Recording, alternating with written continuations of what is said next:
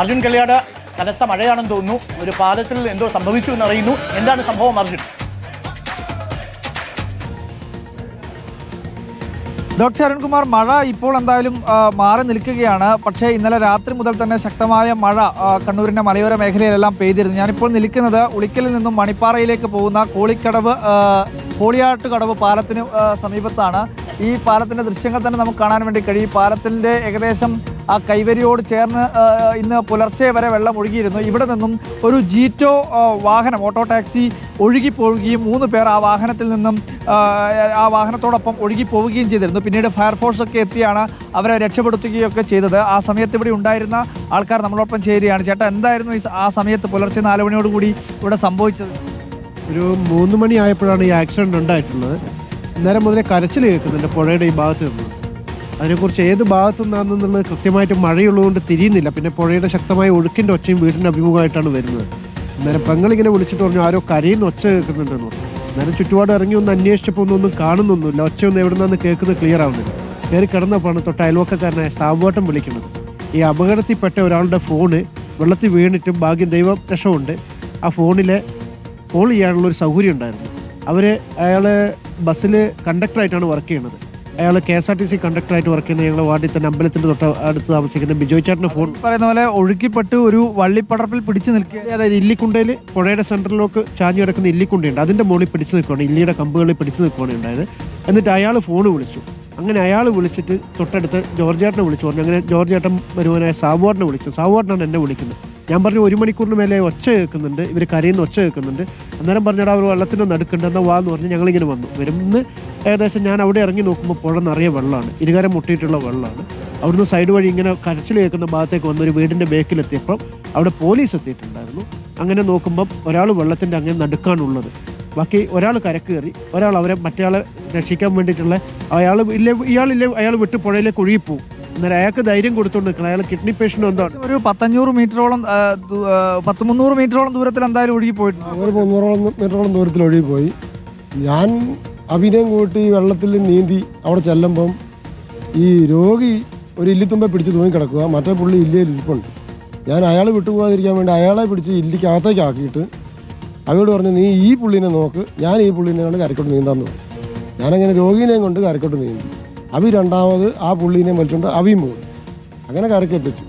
ഭാഗ്യം കൊണ്ടാണ് മറ്റു അപകടമൊന്നും സംഭവിച്ചത്. അതെന്തോ ഭാഗ്യം കൊണ്ട് ദൈവത്തിന്റെ. വാഹനം ഇപ്പോഴും കണ്ടെത്താൻ പറ്റിയില്ല. വാഹനം വെള്ളത്തിന്റെ അടിയിലാണ് ഉള്ളത്. എവിടെയാണെന്ന് തിരിച്ചറിയാൻ പറ്റില്ല. ഇല്ല കണ്ടെത്തില്ല. എന്തായാലും ഡോക്ടർ, നമുക്ക് ഇപ്പോൾ തന്നെ ദൃശ്യങ്ങൾ കാണാൻ വേണ്ടി കഴിയും. ഈ പാലത്തിൽ ഇപ്പോൾ പോലും, അതായത് ഏകദേശം ഇന്ന് പുലർച്ചയ്ക്ക് ശേഷം ഇങ്ങോട്ട് മഴ പെയ്തിട്ടില്ല. ഈ സമയം വരെ മഴ പെയ്തിട്ടില്ല. പക്ഷേ ഇന്നലെ രാത്രി മുതൽ പെയ്ത ശക്തമായ മഴയുടെ ഭാഗമായിട്ടാണ് ഈ പാലത്തിൽ ഉൾപ്പെടെ വലിയ രീതിയിൽ മരവും അതുപോലെ തന്നെ ഒരുപാട് സാധനങ്ങളൊക്കെ വന്ന് അടിഞ്ഞ് കിടക്കുന്നു നമുക്ക് കാണാൻ വേണ്ടി കഴിയും. എന്തായാലും അതുൾപ്പെടെ ഇവിടുന്ന് നീക്കം ചെയ്യാനുള്ള ശ്രമമൊക്കെ ഇവിടെയുള്ള നാട്ടുകാരൊക്കെ നടത്തുന്നുണ്ട്. പക്ഷേ അതൊന്നും വിഫലമായി പോവുകയാണ്. എന്തായാലും ഈ വാഹനം ഇപ്പോഴും കണ്ടെത്താൻ വേണ്ടി കഴിഞ്ഞിട്ടില്ല. ഈ ഒഴുകുന്ന വെള്ളത്തിൽ ഒരുപക്ഷെ ഒഴുകി പോകാനുള്ള സാധ്യതയുണ്ട്. പക്ഷേ ഇവർ പറയുന്നത് അത്രയും ദൂരം ഒഴുകി പോവില്ല എന്നുള്ളതാണ്. അതൊരു പ്രതീക്ഷയാണ്. പക്ഷേ വെള്ളം അല്പം ഇറങ്ങിക്കഴിഞ്ഞാൽ മാത്രമേ ഈ വാഹനം കണ്ടെത്താൻ വേണ്ടി കഴിയുള്ളൂ. എന്തായാലും വലിയ അപകടമാണ് ഒരു ഭാഗ്യം കൊണ്ട് രക്ഷപ്പെട്ടത് എന്ന് പറയാൻ വേണ്ടി കഴിയും. 3 പേരാണ് നമുക്ക്, അല്ലെങ്കിൽ 3ഓളം ആളുകളുടെ ജീവനാണ് രക്ഷപ്പെടുത്താൻ വേണ്ടി കഴിഞ്ഞത്. എന്താണ് ഈ നാട്ടുകാരുടെ പൊതുവായിട്ടുള്ള ഒരു ആവശ്യമാണ്. ഒരു ചെറിയൊരു മഴ കർണാടക ഫോറസ്റ്റിൻ്റെ ഉള്ളിൽ പെയ്താൽ പോലും ഈ പുഴയിൽ പാലത്തിൽ വെള്ളം കയറി, അതായത് കാഞ്ഞിരക്കൊല്ലി ടൂറിസം മേഖലയിലേക്കും അങ്ങ് മണിക്കടവിലേക്കും ഒക്കെ പോകാൻ ഉപയോഗിക്കുന്ന ഒരു കുന്നത്തൂർപ്പാടിയിലേക്കൊക്കെ പോകാൻ ഉപയോഗിക്കുന്ന ഒരു വഴിയാണ്. ഇതെന്നാൽ ഈ പാലം ഒന്ന് ഹൈറ്റ് കൂട്ടി മാറ്റിക്കെട്ടണമെന്ന് ഈ നാട്ടുകാർ വളരെ കാലഘട്ടമായിട്ടുള്ള ഒരു ആവശ്യമാണ്. അത് എന്താണെന്നറിയില്ല, മാറി മാറി വരുന്ന സർക്കാരുകളോ ഭരണാധികാരികളോ ആരും പരിഗണിക്കുന്നില്ല. നാട്ടുകാരന്നും ഈ മലയോര മേഖലയിലേക്ക് പ്രധാനമായി പോകുന്ന ഒരു വഴിയാണ്. കുറച്ചുകൂടി പാലം ഒന്ന് ഉയർത്തണം എന്നുള്ള ആവശ്യം വളരെയധികം ഉയർത്തണം. കാരണം ബാക്കിയുള്ള ഒരു പാലം മാത്രമേ ഈ നാട്ടിൽ ഏറ്റവും ഉയർന്നുള്ളൂ, നിച്ചാട് പുഴയിൽ മാത്രം. ബാക്കി എല്ലാ വെള്ളം വന്നു കഴിഞ്ഞാൽ എല്ലാ പാലങ്ങളും മുങ്ങുന്നുണ്ട്.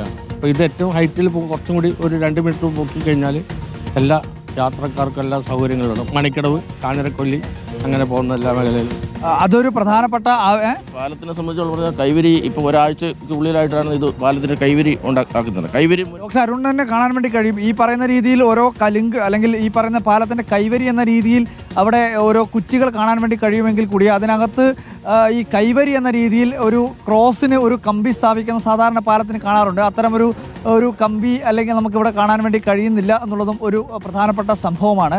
എന്തായാലും ആ പ്രശ്നങ്ങൾ ഉൾപ്പെടെ പരിഹരിച്ചുകൊണ്ട് കൃത്യമായ രീതിയിൽ യാത്രക്കാർക്ക് സുഗമമായി പോകാനുള്ള സൗകര്യം ഉണ്ടാക്കണം. നാട്ടുകാരുടെ പ്രധാനപ്പെട്ട ആവശ്യമെന്ന് പറയുന്നത് ഈ പാലം ഏകദേശം 10-15 വർഷത്തോളം പഴക്കമുള്ളതാണ്.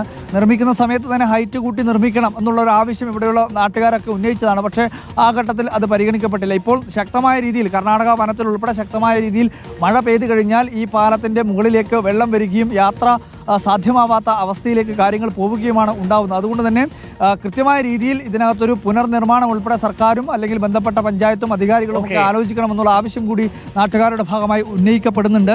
എന്തായാലും 3 പേരുടെ ജീവൻ അപകടത്തിലാവാതെ രക്ഷപ്പെടുത്താൻ വേണ്ടി കഴിഞ്ഞു എന്നത് ആശ്വാസകരമായിട്ടുള്ള കാര്യമാണ്. ആ ഒഴുകിപ്പോയിട്ടുള്ള വാഹനം ഇപ്പോഴും കണ്ടെത്താൻ വേണ്ടി കഴിഞ്ഞിട്ടില്ല.